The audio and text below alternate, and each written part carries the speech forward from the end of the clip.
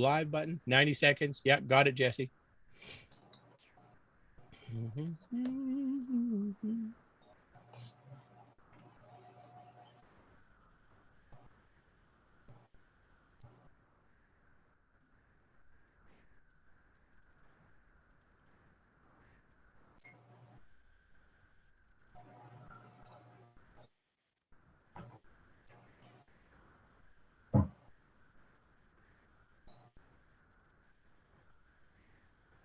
So, Diane, for the next 20 seconds, we're going to be in limbo land here.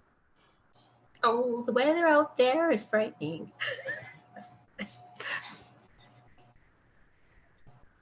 This is where you break into song. Exactly. That's later. After I have a little. That's later. Yeah.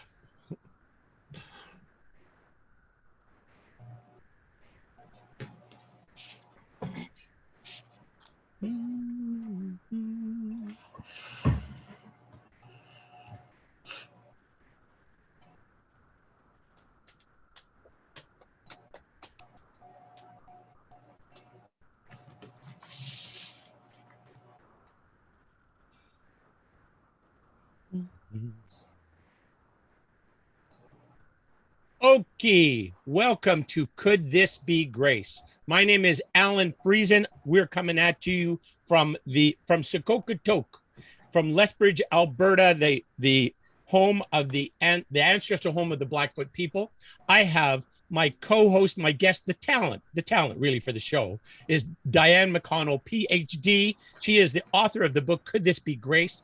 She has had some life experiences that have been very, very challenging. And with that, she is distilled down to the most crucial parts for us to learn from her experience. Diane, so nice to see your smiling face again. And once again, good evening, Alan. I love spending time with you. It's been lots and lots of fun. So I really enjoyed it. Thank you for the invitation.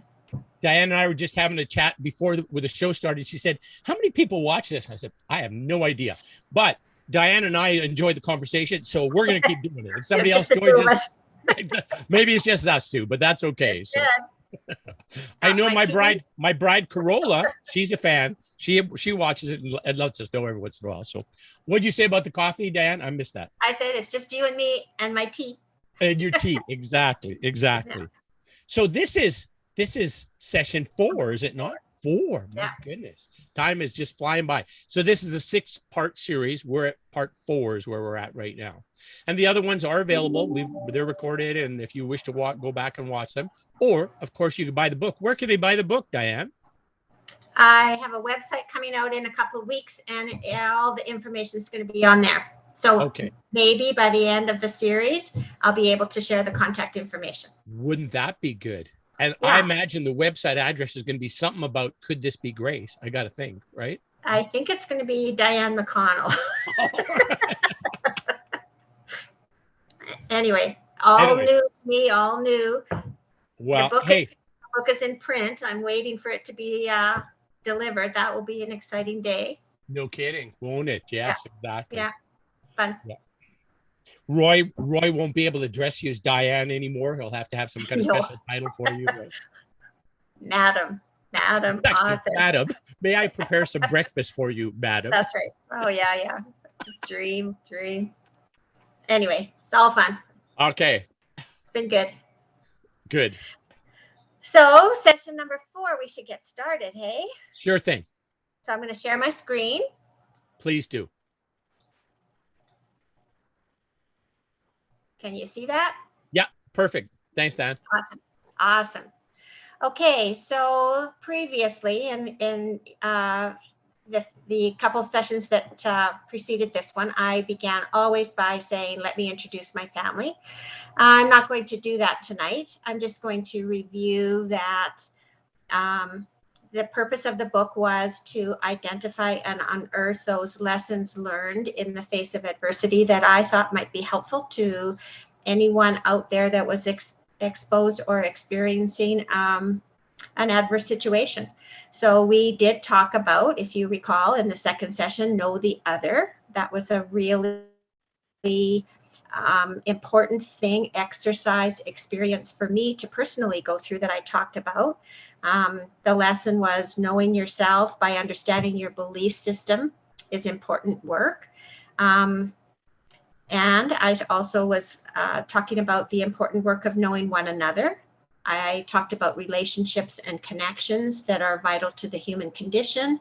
And for our relationships and connections to be successful, we must take the time to know the other. And Diane, I think that one thing that that hit me from last week when we were chatting is about know the other also means that you accept them where they're at, like no judgment, no criticism of where they're at. You know that you understand them where they're at in their current position today, and just how can you help them with what they want help with, not what you think they might need help with. Did I hear that correctly? You did it bang on. I talked about my doctoral research and gave you some examples, and really identified at the end of that it was an experience where I wasn't prepared to understand the magnitude of the changes that were really happening within me. And the space that you're talking about where you really see somebody for whom they are is I call that the compassionate space between you and another, and take the time to think about their backstory and to create the experience where they really feel seen, they feel heard. You instill in them that they have a contribution to make and that they belong. And I don't know if I shared this story, but as an example of what we're talking about, my son, my youngest son that was totally blind, and I was on this, this hamster wheel looking for a support, a resource, a program that would teach him skills that he needed to have in order to be out in the community in such a way that people wouldn't even know that he was blind because he would be so high functioning. And as I would sit at the kitchen table and look out our window across the field, and I would see kids his age playing soccer and laughing and running around and having fun, I would sit in a pool of sadness and grief thinking he doesn't get to do that. And he's kind of up in his room all by himself and yada yada. Therefore I concluded he is really desperately unhappy, and therefore I was unhappy. And when I kind of went through this experience and started to look at him in a different way, and I was brave enough to have the conversation with him, he was really taken aback, and he said, I don't know why you're so worried about that. He said, I don't want to be out there running around playing soccer, not being able to see. And I'm really happy doing the things that I'm doing. And then he started to talk about the things that he was doing and how those things made him so happy, which was different than the paradigm that I had in my head. Mm-hmm. So really important concept. And that really took us to the place where last week I said, it isn't about what you're doing as much as it's so critically important and impactful on how you be. Right. So how you authentically show up for somebody. Right. Yes. Yeah, exactly. Yeah. And it's not what you do. And Diane, would you agree as well that how you also, you will show up authentically, but you encourage, you induce, you want them to be authentic, right? You want to encourage them to be their authentic self, whatever that means, right? And then help them on their path with their authentic self. What do they need in order to live that path that they have, right? The life that their unique life. I was thinking today, when my hot tub time today, I was thinking about, you hear some people say about everybody is a unique human being with unique sets of abilities, skills, attributes, etc., that kind of a thing. And then I know a lot of people would say, oh, well, that's crazy. We're all just, that's too much individual uniqueness. It doesn't exist. But if we got fingerprints that are unique, we got DNA that's unique, why wouldn't we also have a life path and a package of whatever, a package of attributes and skills and abilities and knowledge and things that are unique to us? Why wouldn't that be the truth? Mm-hmm. Everybody has a gift, and everybody has talents, and everybody has strengths. And I think our job is, in the presence of somebody else, to support them and help them to embrace them and know what they are, and actually find ways and opportunities to use them. Right. Help them That's discover part of those our job. gifts. Yeah. Yeah. Yeah. Discover their gifts and encourage them in the discovery. Yeah. Yeah. Great. Excellent. Yeah, cool. And so you're going to recognize this slide. I do. That looks like David Irvine all over it. That's David Irvine all over it. And so this was, I just, when we took his course and you and I both shared the opportunity to be in the master's class together with David. And one of the lessons that he talked about was the difference between a transactional versus a transformational relationship. And that just really fit with the work that I'm involved with and that I'm doing. And it's, I think, I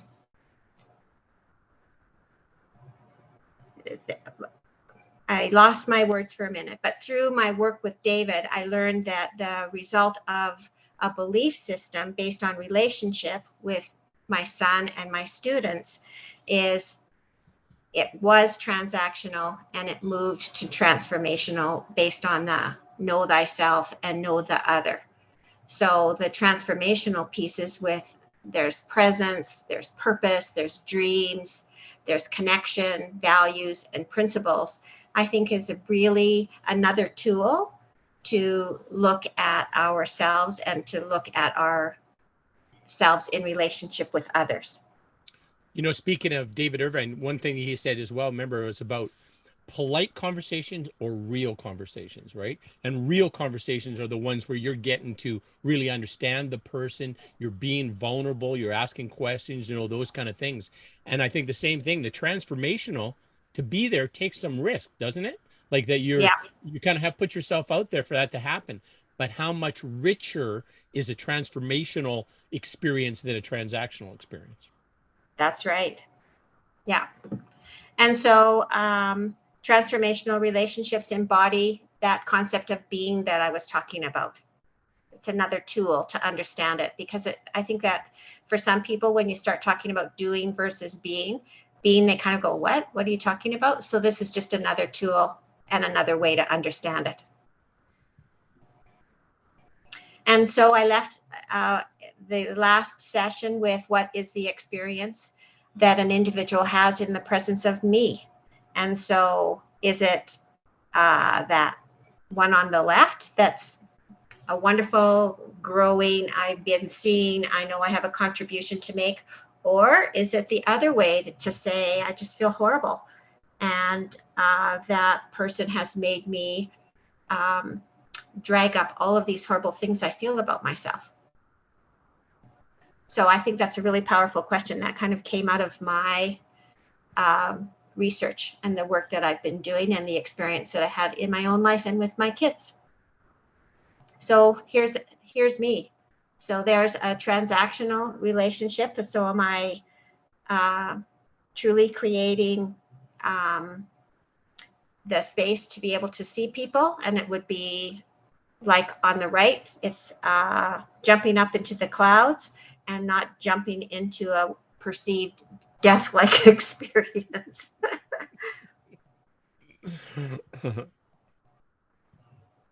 So today's topic was my, what's the experience of adversity that I had? And we couldn't talk about it without defining it. So in the book, I do define it with this definition. Adversity is a noun that means difficulties or misfortune.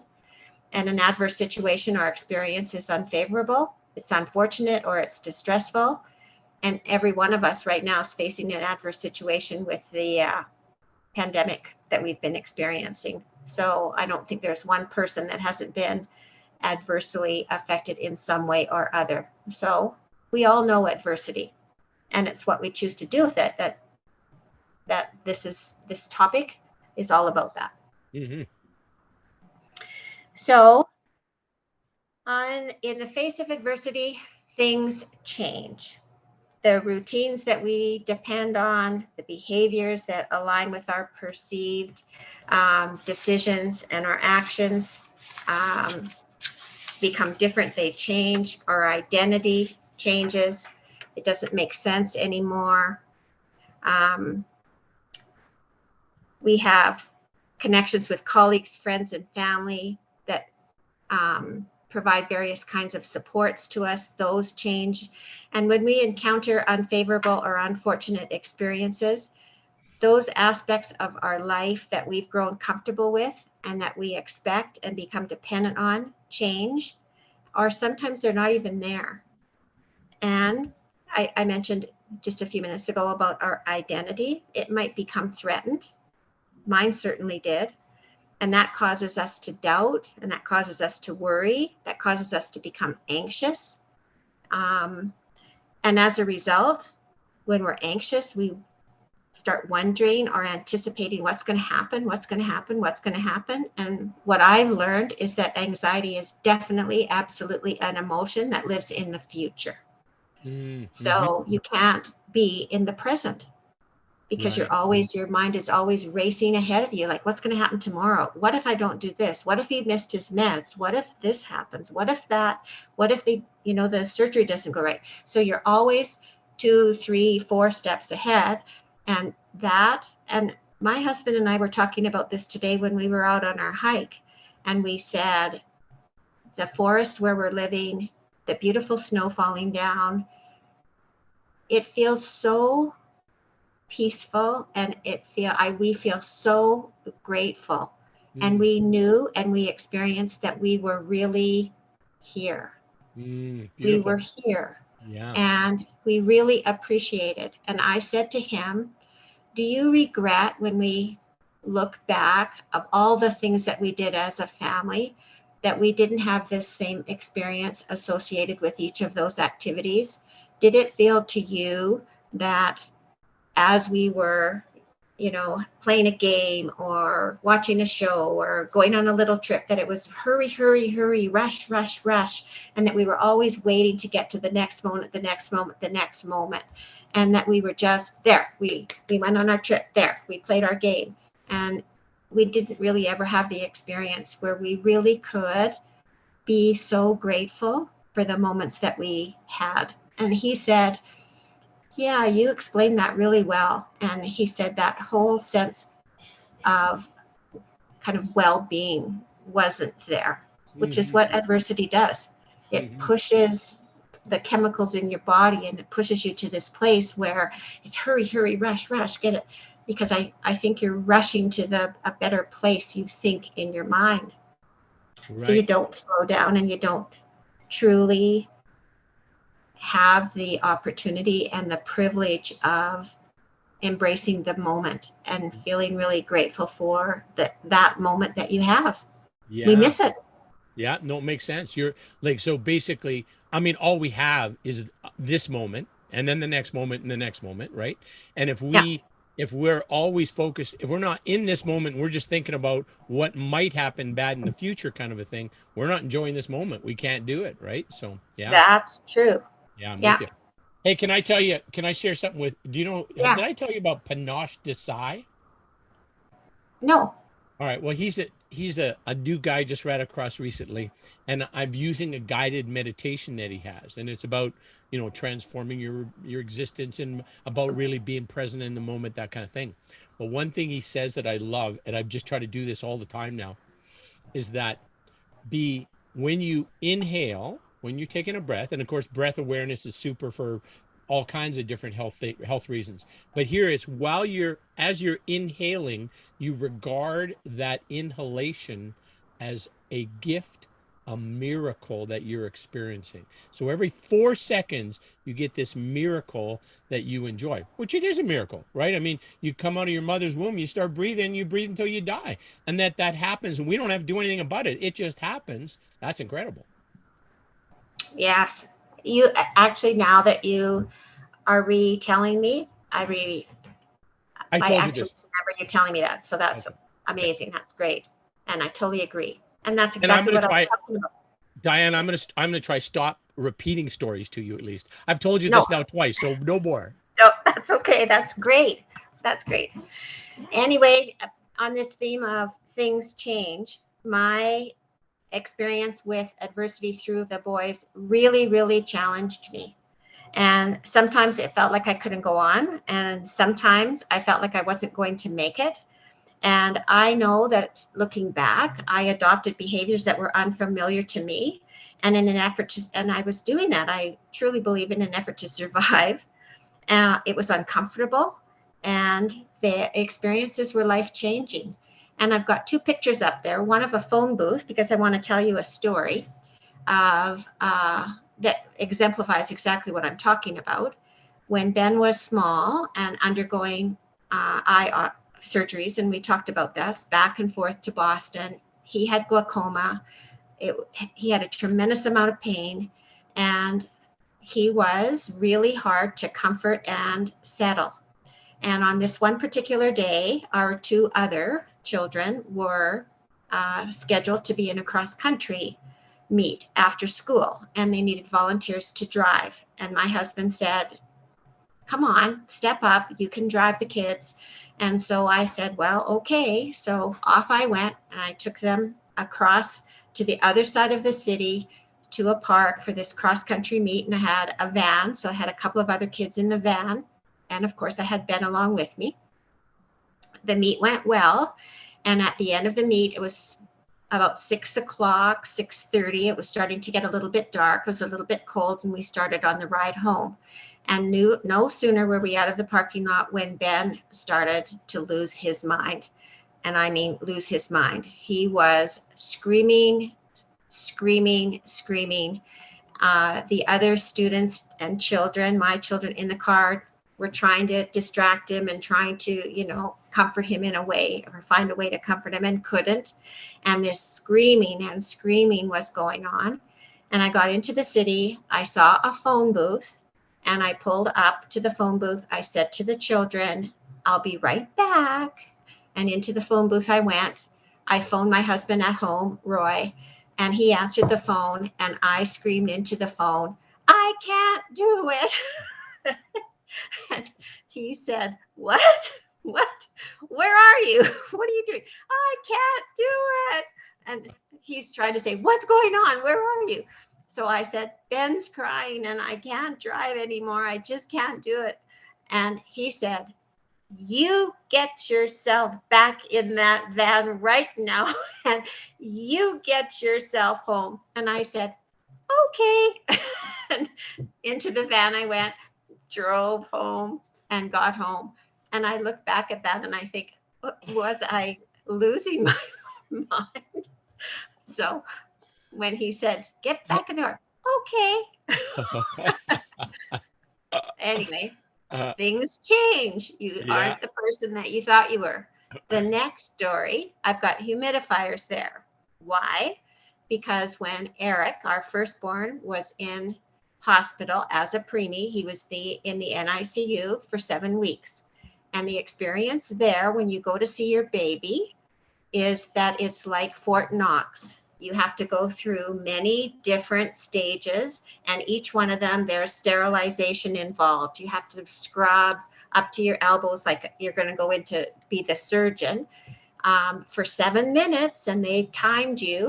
And then you had to hat and mask and gown, and then you got to walk over to the little isolette and see your little baby there. And this went on 7 weeks. And talk about high anxiety. There were little babies in there that there would be groups of people rush in with a priest, and they would be delivering last rites over the little isolette, and you're sitting right beside. Tons of anxiety, and the environment was so sterile. Every single thing was sterile, and you didn't touch the baby without this, without that. Anyway, and then you arrive after 7 weeks, and they say, time to go home. Wrap the baby up in the blanket, hand the baby to you, and away you go. And I'm thinking, oh my gosh, how do you recreate this environment at home? Like, he's not going to be safe. And the one thing for me that in my mind, it was going to make it safe was the humidifier. If I had a humidifier going in a room where he was, then he was going to be safe. And what happened was I had an addiction that growing to the humidifier, and I had them planted all over the place, and I had them spare ones in case one went down. I had a backup, and it was kind of crazy making.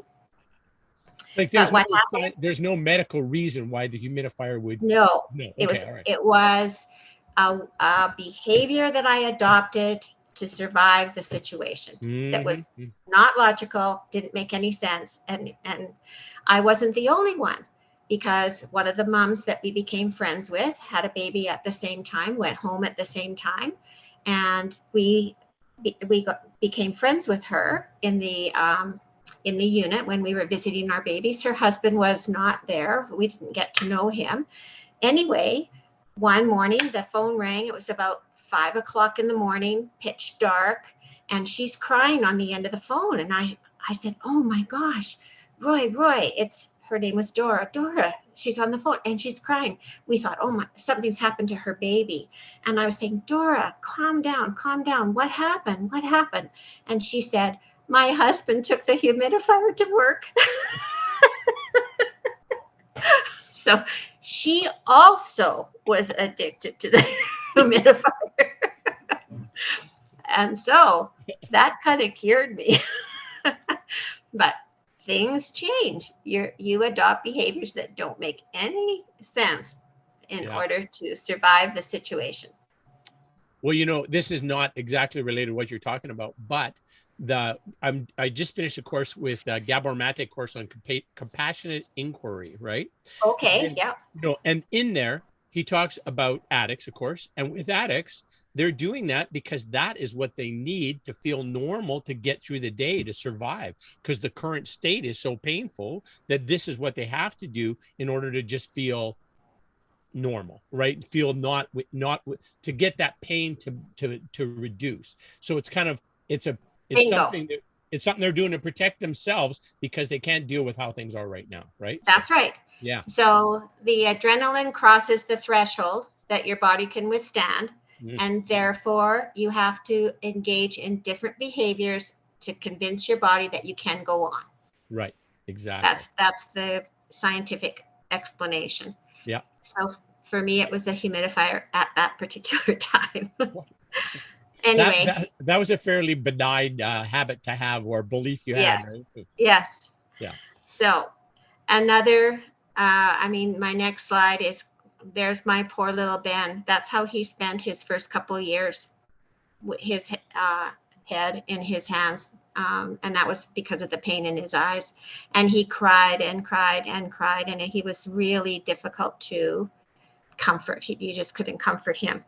And there's all kinds of spin-offs as a result of that. I know that I made myself a bed in his bedroom and tried to sleep with him on the floor, because he would jump up and then he would run and he would hit the wall or hit his crib or something like that. So I was trying to protect him.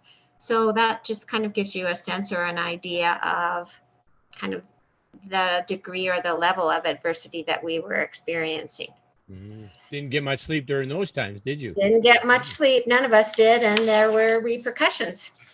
Yeah, I believe it. So when you face adversity, whatever degree or circumstance of that adversity, it does challenge your belief system. And it can be dysregulating, and for some, disorienting for others. And regardless how uncomfortable or emotional the situation is, that my advice and what I learned is that you absolutely had the responsibility and the means to take responsibility and be personally accountable. Internal locus of control. I, through the examples I've given you, was always looking to external locus of control. Things were happening to me. And it was somebody else's problem to fix.